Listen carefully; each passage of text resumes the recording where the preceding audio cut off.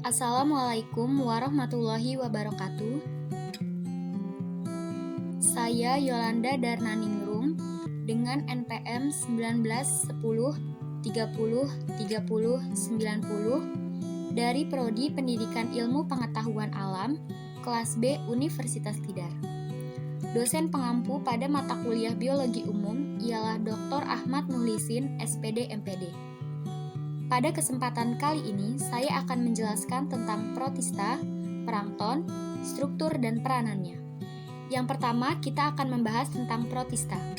Protista berasal dari susunan katanya, yaitu protos, yang berarti pertama atau mula-mula, dan kesitos, yang berarti menyusun. Kata ini berasal dari bahasa Yunani.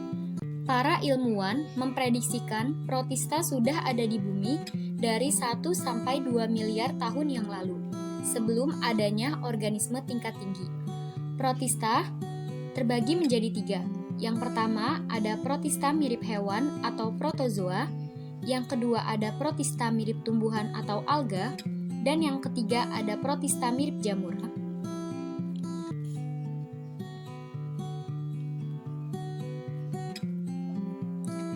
Protozoa merupakan suatu organisme bersel tunggal yang telah memiliki membran berukuran protozoo berukuran mikroskopis yaitu 100-300 mikron.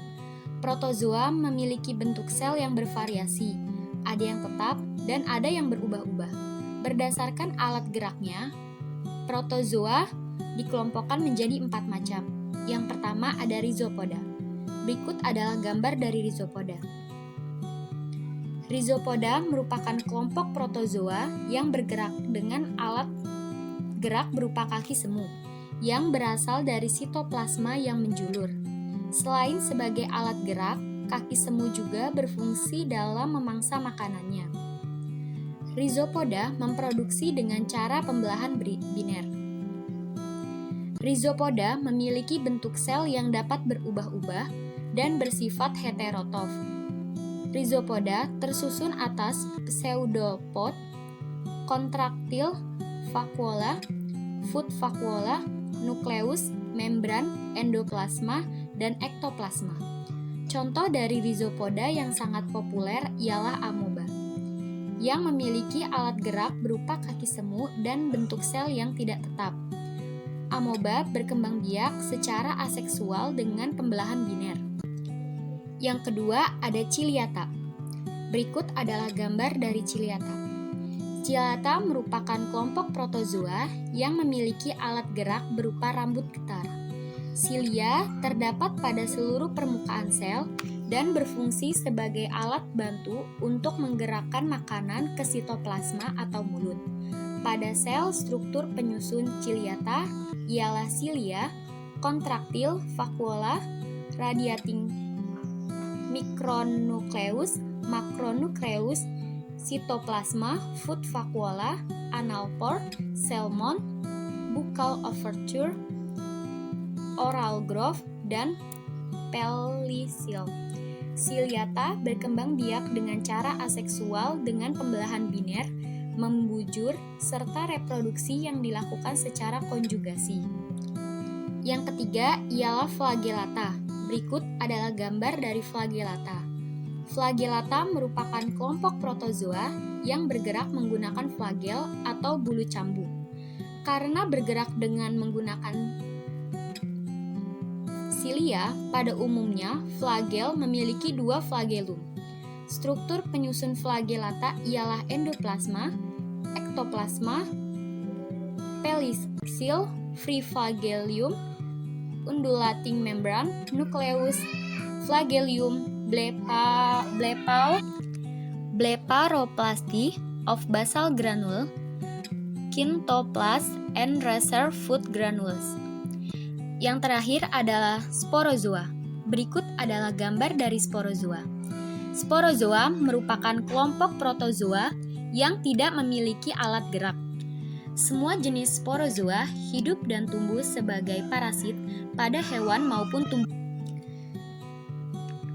Sporozoa memiliki daur hidup yang kompleks dan dapat membentuk spora. Struktur penyusun protozoa Maksud saya sporozoa ialah mitokondria, apikoplas, mikrotubulus, mikronem, polar rings, apical rhoptry, dense granules, ribosom, pelikular, plasma membran, dan merozoit coat. Protista mirip hewan atau protozoa memiliki peranan dalam kehidupan sehari-hari. Yang pertama adalah peranan menguntungkan.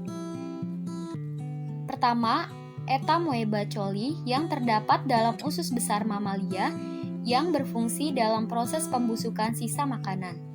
Yang kedua, ada zooplankton yang berfungsi sebagai sumber utama makanan hewan air. Yang ketiga, ada foraminifera yang berperan sebagai petunjuk adanya minyak bumi. Yang keempat, radiolaria sebagai bahan penggosok. Selain peranan yang menguntungkan, protozoa juga terdapat peranan yang merugikan. Yang pertama, ada Etamoena histolytica yang berperan dalam usus manusia sebagai penyebab penyakit diare. Yang kedua, ada Etamoeba dysenteriae yang berperan sebagai penyakit disentri. Yang ketiga, ada Plasmodium sp yang menyebabkan penyakit malaria. Selanjutnya, kita akan membahas tentang protista mirip tumbuhan atau alga. Protista mirip tumbuhan atau alga sebagai organisme bersel satu, uniseluler, dan bersel banyak, multiseluler, dapat berfotosintesis dan menghasilkan klorofil seperti halnya tumbuhan. Alga tidak digolongkan ke dalam jenis tumbuhan atau plantae karena alga tidak memiliki akar, batang, maupun daun, sehingga alga tidak dapat digolongkan ke dalam jenis tumbuhan. Dalam protista mirip tumbuhan atau alga terdapat beberapa filum. Yang pertama adalah filum alga keemasan atau Chrysophyta. Berikut adalah gambar dari filum alga keemasan. Filum ini terdapat yang multiseluler maupun uniseluler. Dalam tubuh filum alga keemasan ini terdapat klorofil A dan B serta pigmen-pigmen warna lain. Filum alga keemasan ini hidup melayang-layang di air tawar maupun air laut sebagai fitoplankton.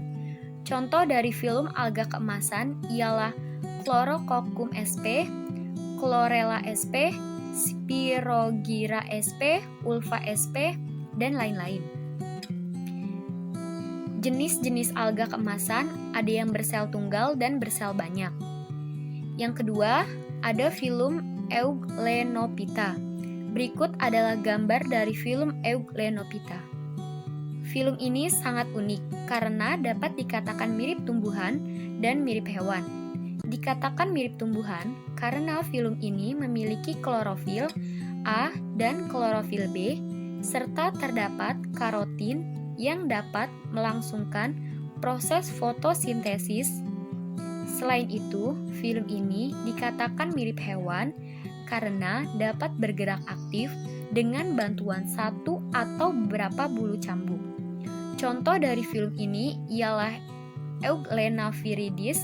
Alga dengan filum ini memiliki beberapa bentuk tubuh yang lonjong dan dapat dijumpai pada air tawar. Selanjutnya, ada filum alga coklat. Berikut adalah gambar dari filum alga coklat. Pada umumnya, filum ini memiliki sel banyak atau multiseluler. Dengan pigmen coklat futoxanthin, alga dengan filum ini sering disebut dengan dinoflagellata karena terdapat dua flagel, memiliki klorofil A dan klorofil C, sehingga dikategorikan sebagai protista mirip tumbuhan dan terdapat dinding berupa selulosa. Namun, ada juga yang tidak memiliki dinding sel. Contoh dari filum ini ialah Noctiluca sp, Serratium sp, Goniaulax sp, Peridium sp. Filum alga coklat ini cenderung hidup pada pantai dengan iklim dingin dan semua alga coklat merupakan makhluk hidup dengan sel banyak. Yang keempat, ada filum alga merah atau Rhidophyta.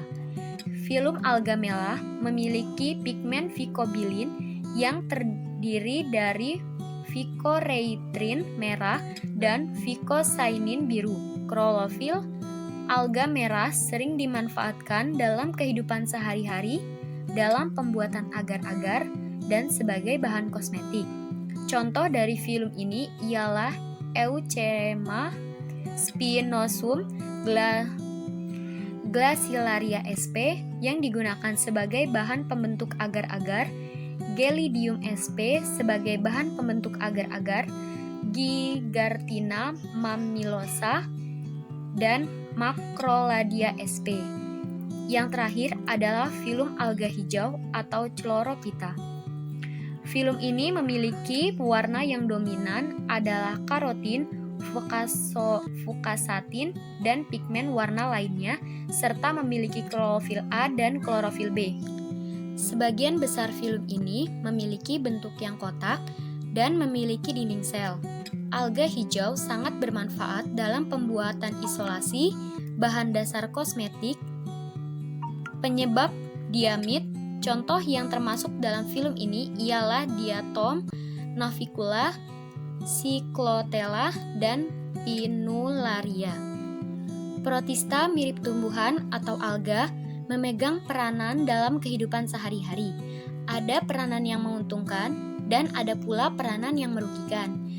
Sebagai contoh peranan yang menguntungkan ialah ganggang yang berfungsi sebagai tanaman hias, Eucema glacilar, Gelidumagar yang berfungsi sebagai agar, bahan makanan dan bahan dasar dalam pembuatan kosmetik. Chlorella yang berfungsi sebagai protein sel tunggal. Adapun peranan yang merugikannya ialah Entahistolitika yang hidup pada usus manusia dan menyebabkan penyakit diare pada manusia. Yang kedua ada Entamoeba fingivalis yang hidup pada rongga mulut manusia dan memperparah terjadinya peradangan pada gusi manusia. Selanjutnya, kita akan menjelaskan tentang protista mirip jamur atau fungi.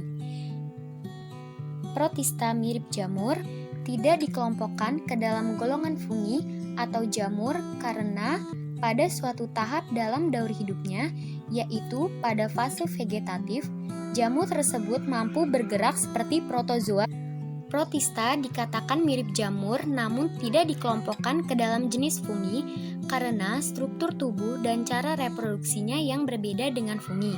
Protista mirip jamur dapat dikelompokkan menjadi 3 kelompok. Yang pertama ialah filum jamur air atau Oomycota. Oomycota memiliki hifa yang tidak bersekat tetapi memiliki dinding sel yang terbuat dari selulosa.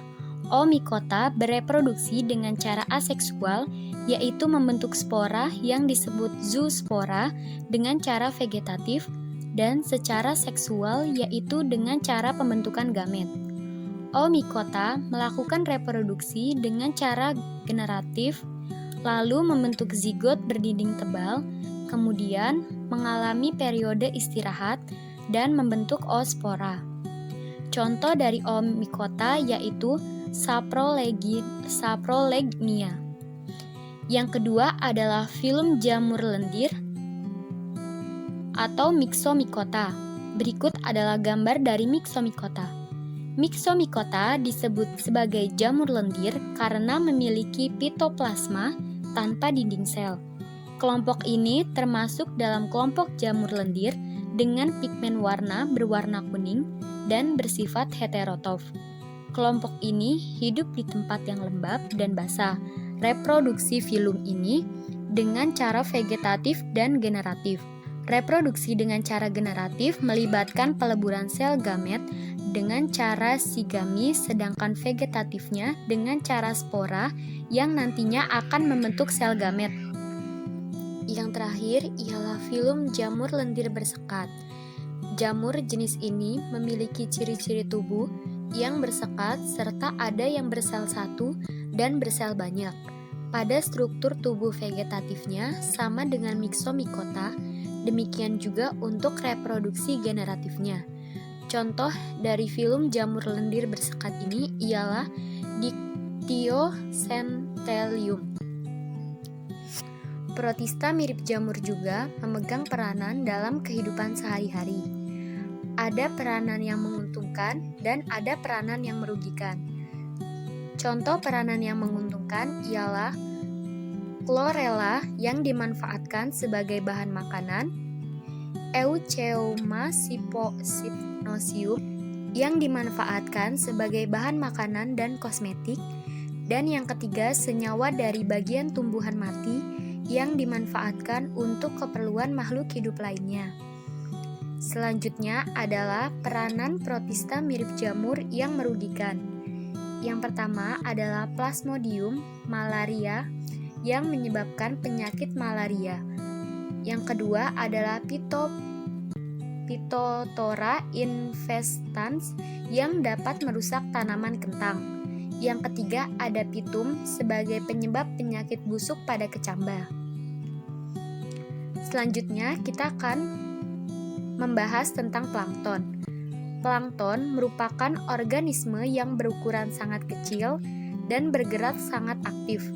Dengan kata lain, pergerakan plankton sangat dipengaruhi oleh pergerakan air laut dalam hidup melayang-layang di permukaan laut. Berikut adalah gambar dari plankton. Struktur yang menyusun plankton ialah dari sisa hewan dan tumbuhan yang berukuran sangat kecil. Kawasan pesisir merupakan daerah percampuran antara rezim darat dan laut, serta membentuk suatu keseimbangan yang dinamis dari masing-masing komponen. Interaksi antara hutan mangrove, padang lamun, dan terumbu karang dengan lingkungannya di perairan pesisir mampu menciptakan kondisi lingkungan yang sangat cocok bagi berlangsungnya proses biologi dari berbagai macam jenis organisme akuatik seperti plankton. Plankton berbeda dengan nekton atau ikan, yang juga merupakan organisme pelagis, namun dapat berenang cukup kuat sehingga dapat melawan gerakan massa air. Plankton dikelompokkan menjadi dua jenis. Yang pertama adalah fitoplankton. Berikut adalah gambar dari fitoplankton. Yang termasuk dalam kelompok ini ialah Cyanophyceae, Rhodophyceae, Cypriphyceae, dan Dinophyceae. Fitoplankton memegang peran penting dalam ekosistem air laut karena dapat melakukan proses fotosintesis. Yang kedua adalah zooplankton. Berikut adalah gambar dari zooplankton. Yang termasuk dalam kelompok ini ialah holoplankton yang meliputi Copepoda dan Amphipoda. Meroplankton merupakan kerang dan karang, serta fitoplankton yang meliputi Cumemasa. Peranan plankton dalam kehidupan sehari-hari itu sangat penting, yaitu memegang peranan penting dalam ekosistem perairan, di mana sebagai dasar yang menentukan kesuburan perairan, fitoplankton sebagai tumbuhan yang dapat menghasilkan klorofil, dapat melakukan fotosintesis yang dapat menghasilkan senyawa organik. Plankton merupakan makanan alami bagi berbagai jenis ikan dan hewan laut lainnya, serta plankton berperan dalam membantu menyerap senyawa yang berbahaya bagi organisme darat. Sekian penjelasan dari saya, kurang lebihnya mohon maaf. Wassalamualaikum warahmatullahi wabarakatuh.